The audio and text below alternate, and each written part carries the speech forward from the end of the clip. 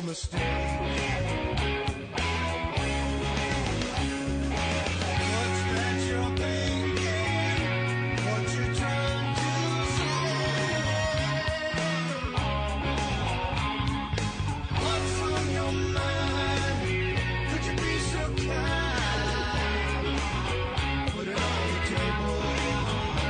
Feel the love.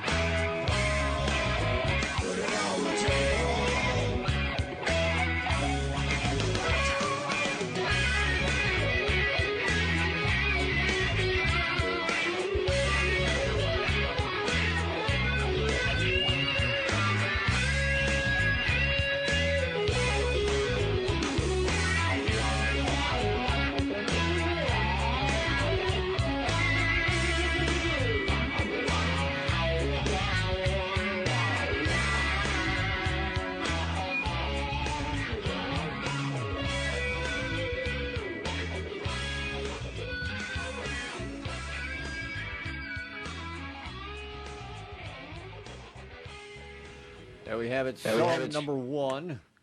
Now, to be fair, we're going to take and run down through our panelists one at a time, get their takes on everything, see what they have to think about the song as they heard it. Let's start out with Ian. Ian, your thoughts on the first song today? Yeah, the song opened, and I thought, yeah, this is going to be a great track. It sort of started off with a good feel. And then I kind of think the whole track lost its identity. You kind of had like a song sitting there that couldn't decide if it was going to be country or funk or rock or metal. And it was kind of be elements of everything. And they didn't quite gel. As a mix and as a production, I think that needs a bit of work to sort of tie the identity back to what it's going to be. Because the vocals are very country. They could, put an acoustic guitar in there, you could have a real strong country song. But it's got a nice groove to it. Mix seemed over compressed. Everything was just in your face. Too much. Everything was just swamping everything else. There was no placement of instruments. And real heavy reverb on there as well. Everything had this sort of big, deep reverb. Very, very messy mix from my point of view. And that would be part of the problem with the track having a identity of genre, as it were. Because it's just all up there. There's no sort of thing. There's no dynamical effect. It's just all in your face all the way through. Lyrics were good. Like the lyrics. I liked the actual performances of all the different parts. I just don't think they fitted together as a song quite right. And it sort of had that bass line had a sort of very Pink Floydy sort of wall type feel to it, which I liked. That's always good. And overall, the song sort of reminded me of Roachford. Did you guys get Roachford over there? It was a British band that had a song called Cuddly Toy. No, I don't think so. No, it was huge over here, a song called Cuddly Toy, and it was sort of funky rock.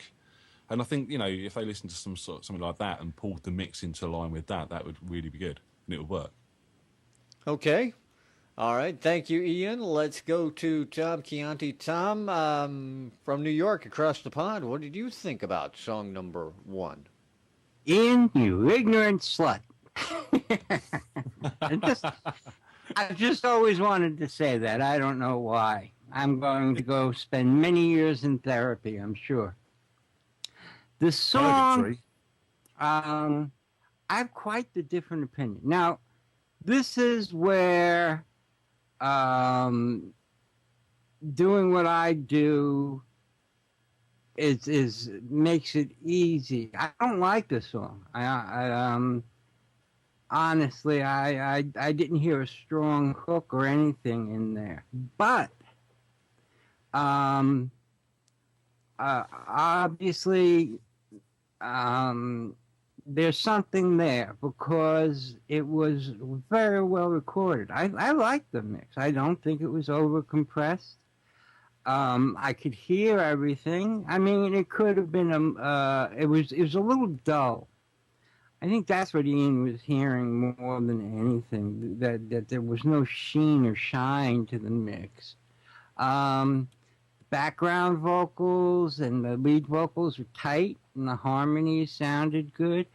And when I was doing A&R, and as a musician and as an engineer and all the other stuff I did for like 25 years, it does allow me to take a song and take it apart, from whether I like the song, whether I like where it's going, how it was recorded, and how it was mixed, and jumble it up.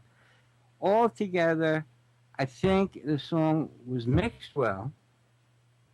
They had a good idea. It needs more work as a song. It needs a memorable hook. Like, if you were to play that for me again, I would think I'd heard it for the first time. That's my biggest thing I don't like about it. It's just not memorable. The playing, lead guitarist, played very well.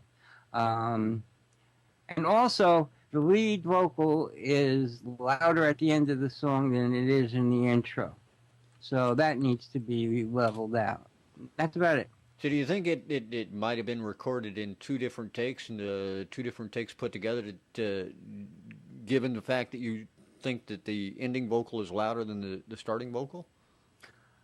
Could be that, they're old school and they do it all in one take and wound up mixing, half of one with half of another. More than likely, they started mixing. It was a live mix. They didn't have automation. And the engineer said, I think I ought to make this vocal a little bit louder. I mean, in general, everybody, record labels, the public will always want a louder vocal. Okay. And this would probably have done much better in my eyes if it had a louder vocal. Okay. Makes sense. All right, Jay, you're up all the way over from iCompositions.com. What do you think on song number 1? Well, unfortunately, the first 20 seconds or so, I had some mixing board problems here, and I was getting feedback, or I was getting doubling, so I couldn't quite concentrate on the first 20 seconds or so. So I'm not quite sure what Ian was hearing that made him say what he said. But I thought the song was great. I mean, I have some reservations I'll get to in a second, but it all sounded, the sounds were fine to me. It's a good song. All the levels to me sounded good. But what as the song was progressing and about 5/8 of the way through, I'm thinking, is this going to change or is this going to be? I think it needed some changes. So a bridge, a chorus, something.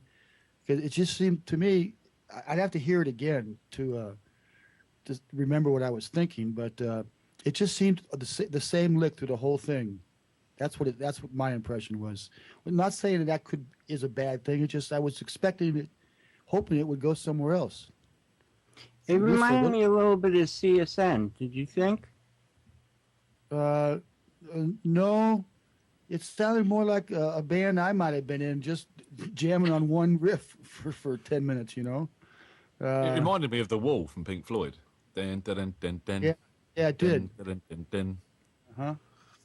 But it just, like I said, I would have liked to have heard some sort of change in it. It just seemed like I said, I'm going to play it back later and see if I was thinking wrong, and it did change. And I didn't catch it, but it just seemed to be monotonous.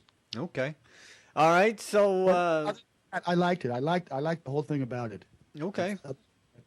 So it sounds like we have three different opinions. Of course, we have three different panelists. That's very possible. Anything can happen. In the chat room, some interesting things were being said. Nicely done, but not my cup of tea. Seems like I've heard it dozens of times before.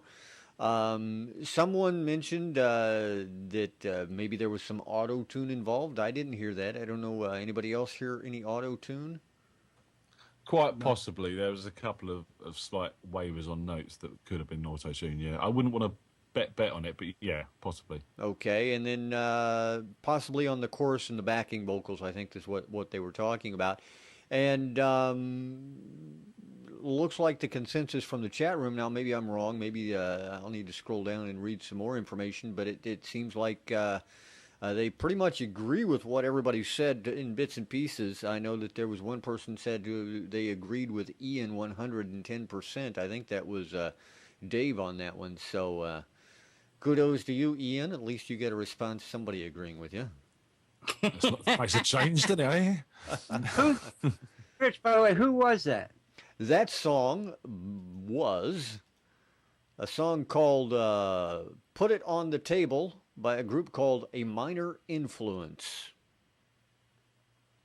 So, I think technically they've got it down. They really need to work on their songwriting skills. Okay. So now you guys, every week we get to this point. You're going to have to come up with your selection for Song of the Week out of those three tracks. I leave it to you guys. Fight it out amongst yourselves. Well, I'll straight away say that only because it had lacked it had less problems with it, I'm going to have to go with number one. I say because even though I liked the song the least, it was the most well done overall. I would have to agree with Jay and go with number one. There was just too many distractions in the other two. But if you're looking at it from a commercially viable option, number three's got to be your track. I'm going to go with number one because it's probably the genre I prefer, and it's easy with Tom and Jay going number one as well.